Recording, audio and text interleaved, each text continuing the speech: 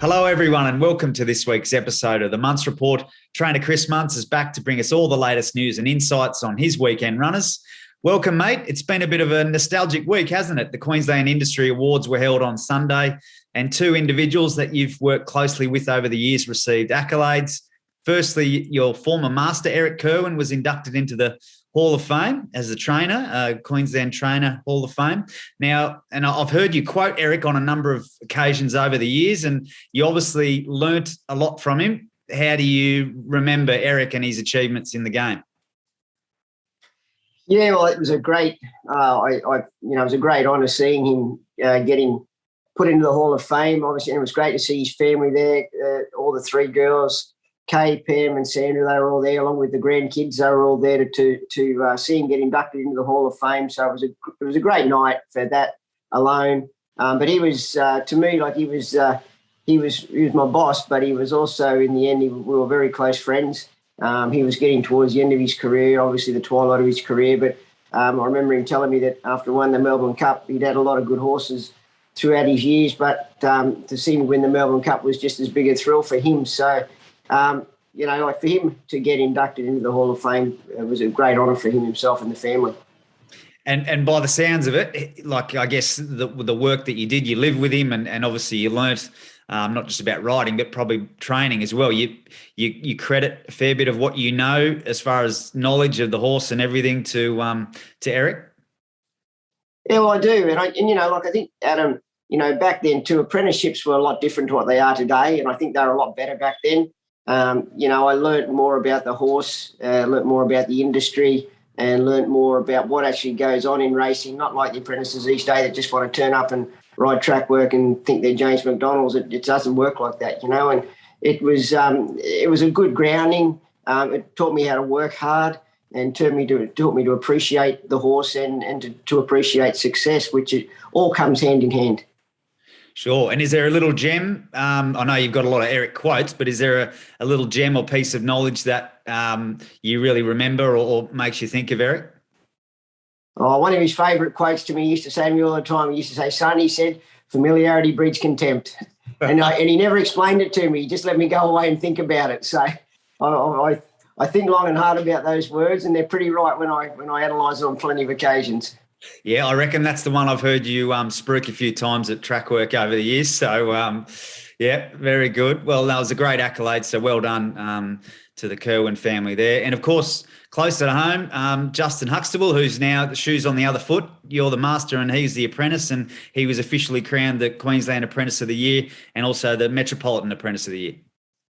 Yeah, it was a great honour for Justin. I mean, he's one apprentice who I got late in his career, but to his credit, he worked extremely hard for a boy his size, and the way he has to struggle with his weight. He'd still never shirk the task. He'd turn up every morning to work, and he'd be there in the afternoons with his sweat gear on and when he wasn't riding and work as hard as anybody. But with that come a lot of rewards for him. He rode a lot of winners. He was very successful, and every time he'd start complaining about working too hard and why other apprentices weren't working in the afternoon, I'd say, "Well, mate, go and have a look how far in front of him you are in the premiership."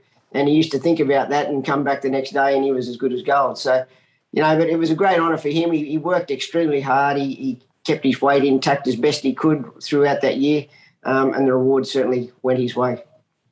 Yeah, no, well done to Justin. As you say, a lot of hard work went into that, and obviously everyone else at the Munce stable as well that's been associated with him and what he's been able to do in Queensland racing. So well done there. Now, on the racing front, a very, very impressive win by Southern Stock on Friday last week. We sort of touched on likely improver getting up in trip, but you must have been delighted with the way he, demolished his rivals. And what do you think's next for him? Yeah, well, he was a horse that I did feel would improve once we stepped him up in distance. He was a tougher stock. He was a pretty laid-back casual, had a good constitution and good lung capacity. And Larry Cassidy sort of pegged him to the first day he rode him in a gallop. He liked him and felt that he was a nice horse in the making. So we set about sort of targeting that particular race with him, and it was good to see it to come to fruition the way that Larry was sort of took the bull by the horns and let him roll to the front, and he made it a good, genuine staying test, which I think won him the race in the end. Yeah, it was very impressive the way he kept on going, and so well done to Harry and Margaret Reid there. He's probably one to keep an eye on moving forward. Do you know what you will do with him moving forward? I think there's a 3-year-old 1800 for him again in a couple of weeks' time. We'll head that way with him, and then his ultimate goals will be if he's still holding together in one piece, the Eagle Way and the Rough Habit before we give him a break. And then I'm hoping by then he's got enough prize money, enough ratings where I'm not under pressure going forward to get him ready for the Derby in the winter time. That'll be his goal next winter, the Queensland Derby. So he's a nice horse, and I think he's a very good stayer. So it'll be interesting to see how much improvement he takes. Yeah, exciting to watch his progress. So well done there. Let's get into the weekend preview then. Kicking off at the Sunshine Coast on Friday night. Night racing is back again, and there are two runners heading up the M1. Vital Source gets things underway in race 4, which is a maiden plate over the 1,200 metres. She's been knocking on the door this prep, hasn't she? And you've elected to give her a trial in between runs at Doomben recently. Yeah, I just thought the other day, the 1400, she peaked on a run there late, and I'd give her a bit of time in between runs. So I felt she needed a trial under her belt to blow her out. So she's back to the 1,200 metres with Larry Cassidy riding. She'll probably get back into the second half of the field there somewhere, or midfieldish in the second half of the field. But I do feel that she'll hit the line very strongly. She's a nice filly, and I just thought the 1400 the other day, she was just ridden a bit that too close to the speed, which didn't allow her normal finish that we usually see. Okay, well, fingers crossed there for Connection. She's obviously been knocking on the door and probably deserves a win, doesn't she? So good luck there. Triptonic was the dual acceptor at the meeting, but is sort of drawn more favourably in the rating 0 to 62 handicap over the 1,300 metres. Change of rider here with Ryan Wiggins back on, and he's been sort of running on well at the end of his races. Been racing very well, yeah. I mean, I probably would have preferred the 1,200, the Class 1 in his ride grade, but as it's turned out, he drew 18 of 18 there, so he elected to go the other race, which isn't all that much different. But these rating races can be very tricky. You can find one horse there that just that's won a couple of races that can pull one out of thin air there. So, but look, he's drawn one. He's very well. I think the 3 weeks between runs suits him. I think he should be hitting the line pretty strongly. Okay, well, good luck to the BK Racing team there with Triptonic.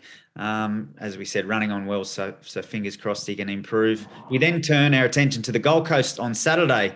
You've got two acceptors here. Northern Woods has entered for a Colts, Geldings and Entires Class 2 handicap over the 1,400 metres.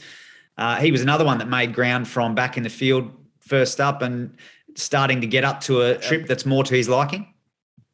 That's right. I mean, he won over a mile at Ipswich the day he won. It was second up, but I thought the race first up was good run, as you said, under the circumstances. It was too short. He got back, but he did make good solid ground there late. So up the 1,400, he is starting to get up to a distance that suits him. And I think a mile, that 1,400 metre mile, is probably about his right sort of trip.